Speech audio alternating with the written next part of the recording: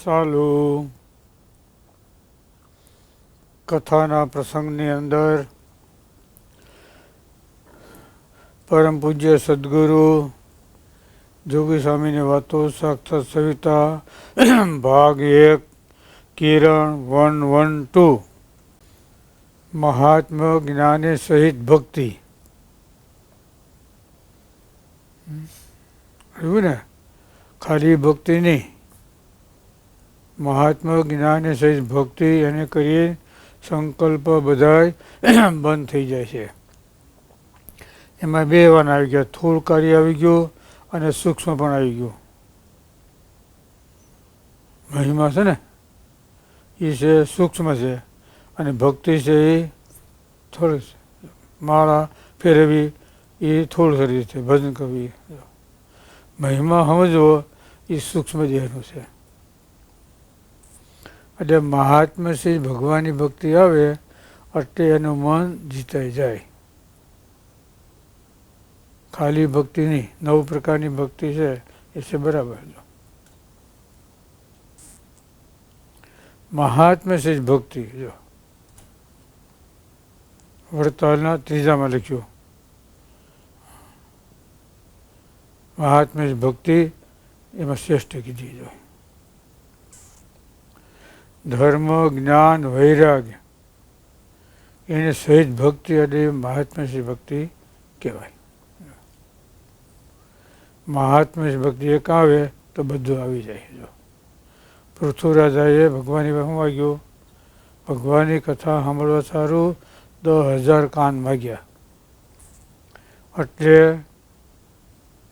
2 કાનથી કથા સાંભળાય જે શ્રદ્ધા એટલી મને 10,000થી કાનથી કથા સાંભળે એવી મને શ્રદ્ધા આપો. 10,000 કાન હોય અને કેટલું સાંભળવું એટલું મને શ્રદ્ધા આપો. છો મહાત્મા શ્રી ભક્તિ. અને ઓલી સામાન્ય ભક્તિ કહેવાય.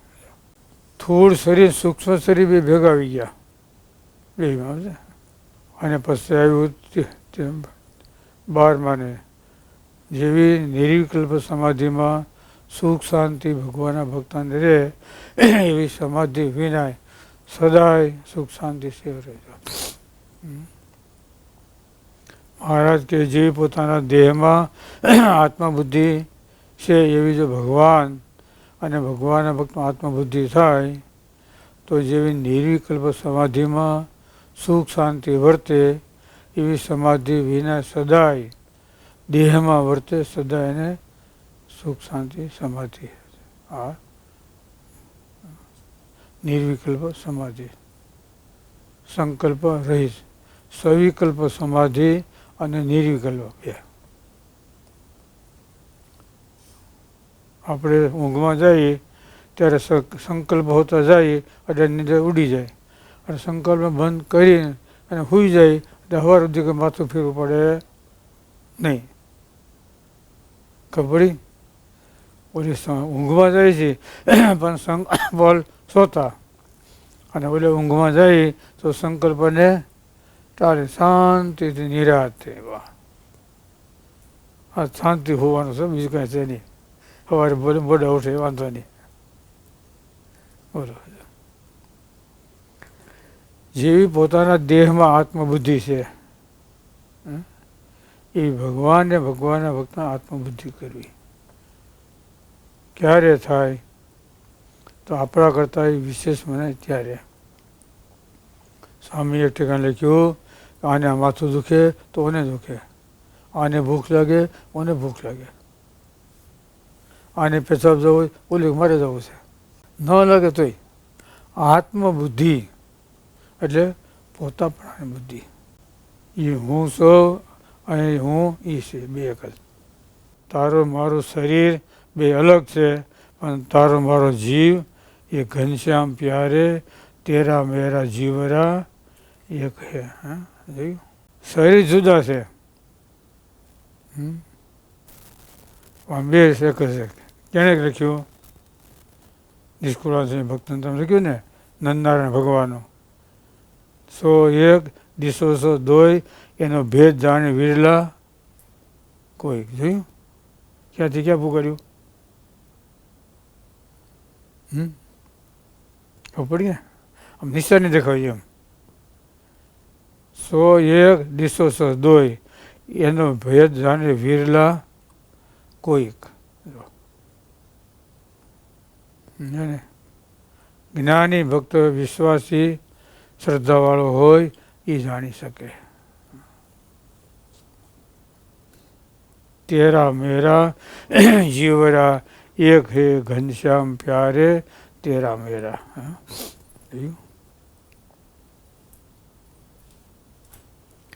સ્વામી કે એક ઋષિ ક્યારે કહેવાય, ક્યારે એમાં મતભેદ ન પડે કોઈ વાતમાં ક્યાંય. સ્વામી બાપા કહેતા જુનાગઢમાં 2 સંતો હતા, બેના જીવ એક જ, ખોળિયા નોખા, બેનો એક મત પડે દરેક વાતમાં એમ. ખોળિયા બે નોખા, બેના મંડળ નોખા, પણ ભેગા જાય. એક છે વહીવટ કરે અને એક છે ભગવાનની વાતો ઠપકારે. બીજા ભેગા જઈને કાંઈ કરવાનું નહીં, એને વહીવટ કરવાનો. સમજે? આનો દેશ પૂરો થઈ જાય તો પેલો દેશમાં જાય. બે નોખા મંડળ પણ એક, ગમે ને એ ભેગા ભેગા જ. એટલે સ્વામી કે એક ઋષિ ક્યારે કહેવાય તો કોઈ દી ક્યારે પણ એમાં મતભેદ ન થાય, મનભેદ ન થાય જીવથી ક્યાંથી. જો મારો મિત્ર કરે એ બરાબર હોય, એમાં ફેર ન પડે, એમાં હું આવી ગયો, મને પૂછવાની જરૂર નથી, મને પૂછવાની કંઈ જરૂર નથી, એ જે કહે આપણે કબૂલ. બોલો, ક્યારે જીવપૂર્વક વિશ્વાસ હોય ત્યારે, વિશ્વાસ હોય જીવપૂર્વક ત્યારે વસ્તુ બને. એટલે નિર્વિકલ્પ સમાધિ વિના પણ સદાય સુખ શાંતિ વર્તે. જો ભગવાનના ભક્તને જોયું છેલ્લાના 8નામાં લખ્યું, જો સદાય સુખ્યો ક્યારે રહેવાય એમ. ભગવાનના ભક્તો સદાય સુખ્યો, સદાય છેલ્લાના 8નામાં લખ્યું, જો સદાય સુખ્યો. માઇક પદાર્થને નાસ્તનું અનુસંધાન આત્મનિષ્ઠાનું ભગવાન મહાત્માનું જ્ઞાન અનુસંધાન હોય એ સદાય સુખ્યો રહે. છેલ્લા 8મું બહુ સરસ, 7 અને પછી 8. સદાય સુખ્યાનું ટાઇટલ નામ હોય સદાય સુખ્યાનું. ક્યારે રહેવાય તો દેહમાંથી માન અપમાન સુખ દુઃખ આમાંથી જેની પાછી વૃત્તિ વળી હોય ને એ રહે. કે ઘડી માન મળે ઘડી ન મળે તો બધું વાર થઈ જાય. હર્ષ શોક હાન વૃદ્ધિ માન અપમાન એનાથી પર હોય ને એને માટે સદાય સુખી રહેવાય. કોઈ વખાણ કરે તો ભલે ને કોઈ ઓલું કરે ભલે. પબ્લિક છે ને પબ્લિક કોઈની થઈ નથી, થાય નહીં. રાજા રામની નહોતી, હો સમજો ને, રાજા રામ હતા ને એની પબ્લિક થઈ નથી. બોલો, કારણ પબ્લિક છે એની પાસે ન્યાય માગવો એ સારું નહીં. ન્યાય માગવો તો એક ભગવાનના ભક્તો પાસેથી બસ. મૂળદાસનું હતું ને મુકુદાસ, હા જોયું, જે પબ્લિક સોના ચાંદીથી ફૂલથી વધાવતી એ મીડિયા કાદો નાખો મીડિયા. ભગવાન માનતા હતા, હા, પાલખીમાં પધરાવતા હતા, ફૂલ હારથી વધાવતા હતા, જય જયકાર. મૂળદાસની જય, મૂળદાસની જય. એક દી જ પબ્લિક છે ને એને મારવા માટે ત્યાં થઈ, ખાડાનો હાર પહેરાવ્યો. બોલો, એટલે પબ્લિક પાસેથી ન્યાય માગવો એ ન્યાય ન કહેવાય. ન્યાય માગવો હોય તો ભગવાનના ભક્ત પાસેથી. સમજાય ને? સ્વામી કે હજારો એક ઋષિ હોય તો હજારો લાખો છે, એ વિના હજારો લાખો હોય તો એકલા છે. એક ઋષિવાળા 2 હોય તો હજારો લાખો છે. બોલો, સ્વામી કહેતા આ જે અક્ષય પુરુષોત્તમ સંસ્થા છે ને એ બે એક ઋષિવાર બે હતા, યોગીજી મહારાજ અને શાસ્ત્રીજી મહારાજ બે એક જ આખે સમાજ ઉભો કરી દીધો. શાસ્ત્રીજી મહારાજ વર્તમાનમાંથી નીકળ્યા, આ સ્વામી જુનાગઢ. પણ સિદ્ધાંત એક ગમે એમ કહે કોઈ દી ધગવાનું નહીં. હા હા ગુરુ, હા મહારાજ, હા હશે હશે હશે, હા હા તમે આમ કરો, આમ આમ બધું હા હા. સ્વામી કહેતા બહુ સહન કર્યું, બહુ ધીરજ રાખી. કોઈ દી તપે જ નહીં, ગમે આખું એને એમ આખું સૂત્ર જ એને એમ સહન કરવાનું, આમાં જવાબ નહીં. શાંતિથી મળે તો જવાબ દેવાનો, એ સ્થિર થયા પછી ત્યાં સુધી નહીં. વેગે વેતા વારીમાં પ્રતિબિંબ ન ભાસે, એમ ડગમગે દિલ જ્યાં લગી બ્રહ્મ નવ પ્રકાશે. ધોરિયામાં પાણી જતું હોય ને મોઢું ન દેખાય, પણ એ પાણી કેરામાં ભરાય સ્થિર થાય ત્યારે પ્રતિબિંબ દેખાય ને. પાણી તો એ નહીં છે, આપણે એ છે, ઓલો છે કેરો છે ને ઓલો છે ધોરિયો. ધોરિયામાં માર્ગ થતો હોય અને કેરામાં પાણી સ્થિર થાય. એમ રજોગુણ, તમોગુણ, સત્વગુણ એના વિઘમાં માણસ હોય ને ત્યાં સુધી મનાય નહીં. આપણા હિતની વાત હોય, એના હિતની વાત હોય, આ હોય તે હોય, ગમે એ. પણ જ્યારે વેગ તૂટે ને તે પછી થાય. પ્રશ્ન કે જેવી નિર્વિકલ્પ સમાધિમાં ભગવાનના ભક્તોને સુખ શાંતિ છે, એવી સમાધિ વિના સદાય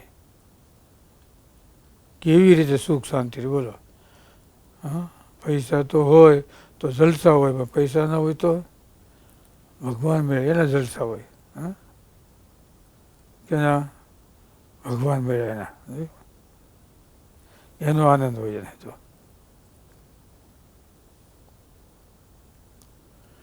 ભગવાને સુખે સુખ એનો આનંદ આનંદ. અને હાસી વસ્તુ ઈચ્છે,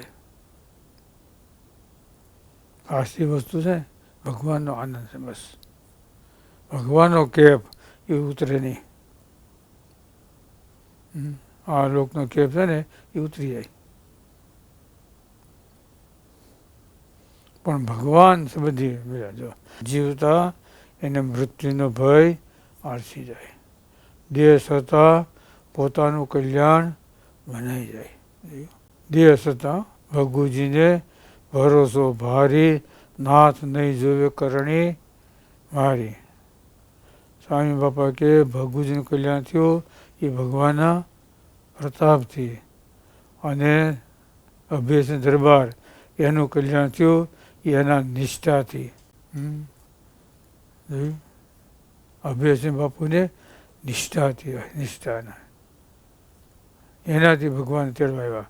અને ઓલે ભગવાને એને બિરુદ આપ્યું હતું ને એટલે આવ્યા એના પ્રતાપથી. માટે લખ્યું મહાત્મ્યથી ભક્તો નિશ્ચય હોય, અને ભગવાન પોતે ભૂંડું કરવાની નિશ્ચય તો ન થાય. એવા નિશ્ચયમાં ફેર હોય અને ભગવાન પોતે રૂડું કરવા નિશ્ચય ન થાય. શા માટે? એનું નિશાન નોખું છે, સમજ્યા ને? બીજું કોઈ વાંધો નથી. એનું નિશાન શું છે એ ખોટો છે. બી બળગેલું છે, શેકાયેલું છે એટલે ઉગે નહીં. ગમે એટલું ખાતર નાખો, પાણી નાખો, ગમે એટલી મહેનત કરો ને, પણ બીજ ખોટું શું કરો? એનો સંકલ્પ એવો છે એમ, અને ઓનો સંકલ્પ સત્ય છે, ભગવાન સંબંધી છે. અને ઓનો સંકલ્પ છે આ લોકના સુખ માટે, યશ માટે, કીર્તિ માટે. વખાણ છે ને, વાહ. સ્વામી કહેતા કોઈ એમ કે ભાઈ ભગવાન મને તેડવા આવે, બધાને દર્શન દે, એ હું આને તેડવા આવ્યો છું, અને વાંસથી વખાણ થાય, મરી ગયા ભાઈ વાંસથી વખાણ કરે, આપણે કે સાંભળવા છે કે પાછા આવું ભૂત થઈને સાંભળવા? પબ્લિક શું કરે એમ? પબ્લિક શું વાંચે કે એમ વખાણ સાંભળવા હોય તો ભૂત થવું પડે, તો સવિકલ્પ કહેવાય. એમ વખાણ વાહ ભલાણ ભગત કેવો કહેવાય છે, બહુ સારો હતો, બહુ જો આમ આમ તેમ. એ હવા ભરે પછી જ્યાં માનમાં દીવા કરે બેઠો બેઠો. ફૂગો છે ને હવા ભરે આકાશ ઉડે, પછી હવા નીકળી જાય, પછી હવા નીકળી જાય, બેસી જાય કે બીજું થાય ફટાક્યો થાય, એમાં ન થાય. તો સુસર્યું થાય, એ સુસર્યું થાય. એટલે આજની કથાની અંદર સરસ મજાની વાત આવી અને જીવન અંદર ઉતરે એવી વાત છે. બોલો સહેજાન.